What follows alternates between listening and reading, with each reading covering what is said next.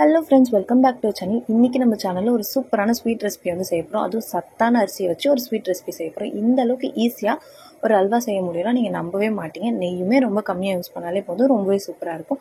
நீங்கள் இதை செஞ்சு பார்த்துட்டு அதுக்கப்புறமா வந்து கமெண்ட்டில் எப்படி இருந்துச்சுன்னு சொல்லுங்கள். அதுக்கப்புறமா வீடியோவை வந்து லைக் பண்ணுங்கள். இப்போ கலரை பற்றி நிறைய பேர் கெஸ் பண்ணியிருப்பீங்க. கெஸ் பண்ணியிருந்தீங்கன்னா கமெண்ட்டில் சொல்லிடுங்க. இப்போ நம்ம எடுத்துக்க போகிறது கருப்பு கவுனி அரிசி தாங்க. கருப்பு கவுனி அரிசியை ஒரு 4-5 தடவை வந்து வாஷ் பண்ணிவிட்டு ஓவர் நைட் வந்து ஊற வச்சுருங்க. இது நல்லா ஊறினா தான் உங்களுக்கு வந்து அரையிறதுக்கு வந்து ஈஸியாக இருக்கும், இல்லைன்னா ரொம்ப கஷ்டமாக இருக்கும். இப்போ நம்ம இதை ஓவர் நைட் வந்து ஊற வச்சாச்சு. இதை நல்ல ஒரு மிக்சர் ஜாரில் மைய பேஸ்ட்டாக வந்து அரைச்சிக்கோங்க.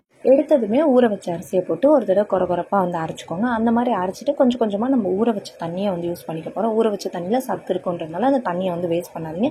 நிறைய தண்ணி ஊற்றியும் நீங்கள் வந்து ஊற வைக்காதீங்க. ஏன்னா அந்த தண்ணியை கீழே ஊற்றணுன்றப்ப வேஸ்ட் ஆகிடும் இல்லைங்களா. அதனால் நிறைய தண்ணி ஊற்றியும் வந்து ஊற வைக்காதீங்க. நல்ல ஃபைன் பேஸ்ட்டாக இப்போ நீங்கள் பார்த்தீங்கன்னா தெரியும் எந்த அளவுக்கு அது வந்து நல்ல ஃபைன் பேஸ்ட்டாக இருக்குது அப்படின்னு சொல்லிட்டு. இப்போ இந்த மிக்சரில் நம்ம மீதி இருக்க தண்ணியுமே வந்து ஆட் பண்ணிக்க போகிறோம். முதல் தேங்காய் பால் எந்த அளவுக்கு நீர்த்து இருக்குமோ அந்த அளவுக்கு இதை வந்து தண்ணி விட்டு நம்ம வந்து கலந்துக்க போகிறோம். இந்த கலவையை ரெடி பண்ணிட்டு இருக்கப்பவே நான் வெல்லம் வந்து அளவு சொல்லிடுறேன். ஒரு கப் வந்து நீங்கள் கருப்பு கவுனி அரிசி வந்து எடுத்திருக்கீங்கன்னா 3/4 கப் வெல்லம் வந்து போதும். நிறைய வெல்லம் வந்து சேர்க்கணுன்ற அவசியம் கிடையாது.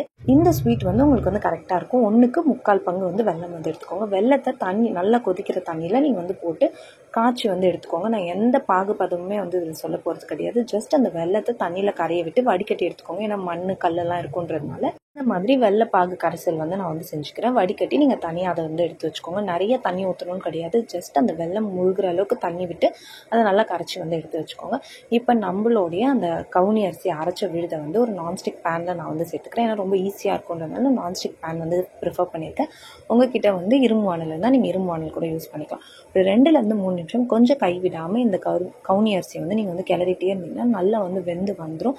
வெந்து வந்ததுக்கு அப்புறமா ஒரு கப் வந்து முதல் தேங்காய் பால் நம்ம வந்து ஆட் பண்ணிக்க போகிறோம். இன்னுமே டேஸ்ட் அதிகமாக இருக்கும். நான் வெல்லம் ஏன் கம்மியாக இருக்கணும்னு சொன்னேன்னா நம்ம தேங்காய் பால் ஆட் பண்ணுறதுனால இன்னுமே ஸ்வீட்னஸ் வந்து அதிகமாகும். அதே மாதிரி நெய் யூஸ் பண்ணுறதோடைய அளவுமே வந்து குறையுன்றதுனால தேங்காய் பால் வந்து சேர்த்துருக்கேன். இப்போ வெந்ததுக்கப்புறம் பாருங்கள், நம்ம ரொம்ப கம்மியான அளவு வந்து கவுனி அரிசி எடுத்த மாதிரி இருந்திருக்கும். ஆனால் எவ்வளோ உபரி வந்து கொடுத்துருக்கு அப்படின்னு சொல்லிட்டு அதனால கொஞ்சம் கம்மியாகவே எடுத்துக்கோங்க. இதுக்கான அளவு ஒரு கப் வந்து கவுனி அரிசி எடுத்திங்கன்னா 2 கப் வந்து தேங்காய் பால் வந்து ஆட் பண்ணிக்கோங்க. ரொம்பவே ஸ்வீட் வந்து கரெக்டாக உங்களுக்கு வந்து பேலன்ஸ் ஆகிடும். போட்டுட்டு ஒரு 2லேருந்து 3 நிமிஷம் வந்து நல்லா வேக விட்டிங்கன்னா அந்த தேங்காய் பாலும் அது கூட வந்து உறிஞ்சிட்டு ஒரு சூப்பரான டெக்ஸ்சர் வந்து வந்துடும். இப்போ நம்மளுடைய அந்த தேங்காய் பால் வந்து நல்லா அந்த கவுனி அரிசி கூட வந்து கிளறணும். எந்த இடத்துலையும் கெட்டி பற்றாமல் கொஞ்சம் மீடியம் ஃப்ளேமில் வச்சு இந்த மாதிரி வந்து கரைச்சி விட்டுக்கோங்க. கரைச்சி விட்டுட்டு நல்லா கொதிச்சு வர நேரத்தில் நம்மளுடைய வெள்ளைப்பாகை வந்து ஆட் பண்ணிக்க போகிறோம். 1க்கு 3/4 கப் வெல்லம். இப்போ நீங்கள் பார்த்தீங்கன்னா தெரியும் தேங்காய் எல்லாமே வந்து உறிஞ்சிருச்சு. இப்போ நம்மளுடைய வெல்லத்தையும் நான் வந்து வடிகட்டி வந்து ஆட் பண்ணியிருக்கேன். உங்களுடைய வெல்லம் வந்து மண் கல்லெல்லாம் இருக்காதுன்னா நீங்கள் டேரெக்டாக அப்படியே வந்து சேர்த்துக்கோங்க. சேர்த்துட்டு மீடியம் ஃப்ளேமில் மாற்றிட்டு ஒரு 5 நிமிஷம் நல்லா கைவிடாமல் வந்து கிளறிட்டே இருந்தீங்கன்னா அந்த வெள்ளைப்பாகையுமே அந்த கவுனி அரிசி வந்து நல்லா வந்து அப்சர்வ் பண்ணிக்கும். இப்போ நான் சேர்க்க போகிறது மொத்தம் 4 ஸ்பூன் நெய் தாங்க வந்து சேர்க்க போகிறேன். நம்ம வீட்டில் இருக்கவங்க தான் சாப்பிட போகிறோன்றதுனால ரொம்ப கம்மியான நெய் தான் வந்து ஆட் பண்ணியிருக்கேன். கவுனி அரிசி ஒட்டாமல் நான்ஸ்டிக் பேனில் வந்து வந்துடும். நீங்கள் நிறைய நெய் வந்து சேர்க்கணும்னு நினச்சிங்கன்னா தாராளமாக நீங்கள் வந்து சேர்த்துக்கலாம். ஆனால் நான் இப்போ நிறைய வந்து சேர்க்க போகிறது நான் சொன்ன மாதிரி 4 ஸ்பூன் நெய் தான் நான் வந்து மொத்தமாகவே வந்து ஆட் பண்ணியிருக்கேன். நீங்கள் அல்வாவில் இருக்கிற மாதிரி நிறையா நெய் வேணும்னா வந்து சேர்த்துக்கலாம். இதுவே வந்து டேஸ்ட் ரொம்பவே வந்து சூப்பராக இருந்துச்சுங்க. கம்மியான நெய்யில் இந்த கவுனி அரிசி அல்வா ரொம்பவே நல்லா இருந்துச்சு.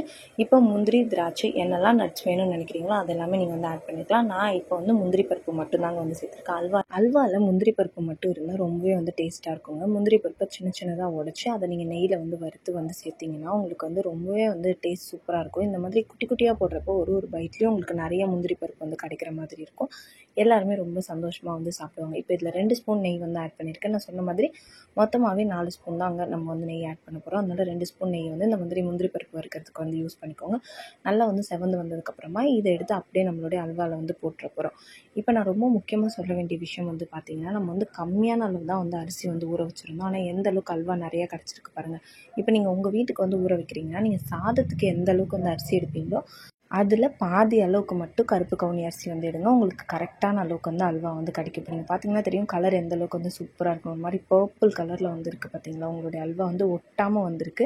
உங்களுக்கு டவுட்டாக இருக்குது உங்களோட அல்வா வந்து வெந்துருச்சா அப்படின்னு தெரிஞ்சுக்கணும்னா ஈரக்கை, அதாவது இந்த நெய் வந்து ஊற்றுறதுக்கு முன்னாடி ஈரத்தை நினச்சிட்டு நீங்கள் தொட்டு பார்த்தீங்கன்னா உங்களோட கையில் கொஞ்சம் கூட எதுவுமே வந்து ஒட்டாமல் வந்துருந்தீங்கன்னா உங்கள் அல்வா வந்து நல்லா வெந்திருக்கு, பதமாக இருக்குது அப்படின்றது வந்து அர்த்தம். ஸோ இப்போ நீங்கள் பார்த்தீங்கன்னா தெரியும் நம்மளோட நெய்யுமே வந்து கலக்க ஆரம்பிச்சாச்சு. இப்போ நம்ம அல்வா வந்து ரெடி ஆயிடுச்சு. நல்ல கிளறி, அதாவது ஒரு நிமிஷம் அந்த நெய்யுமே உரியிற அளவுக்கு நீங்கள் வந்து கிளறி எடுத்து சர்வ் பண்ணிங்கன்னா ஒரு சூப்பரான அல்வா ரெடிங்க. இப்போ நீங்கள் பார்த்தீங்கன்னா தெரியும் கலர் எந்த அளவுக்கு சூப்பராக இருக்குதுன்னு சொல்லிட்டு. இந்த மாதிரி ஒரு அல்வாவை கண்டிப்பாக நீங்கள் வந்து ட்ரை பண்ணி பாருங்கள். நீங்கள் ஸ்வீட் சாப்பிட்ணுன்னு ஆசைப்பட்றீங்கன்னா இந்த மாதிரி சத்தான ஸ்வீட்டாக வந்து செஞ்சு பாருங்கள். வீட்டில் இருக்க எல்லாருக்கும் கொடுத்துட்டு எப்படி இருந்துச்சுன்னு மறக்காமல் கமெண்ட்டில் சொல்லுங்கள். தேங்க்யூ.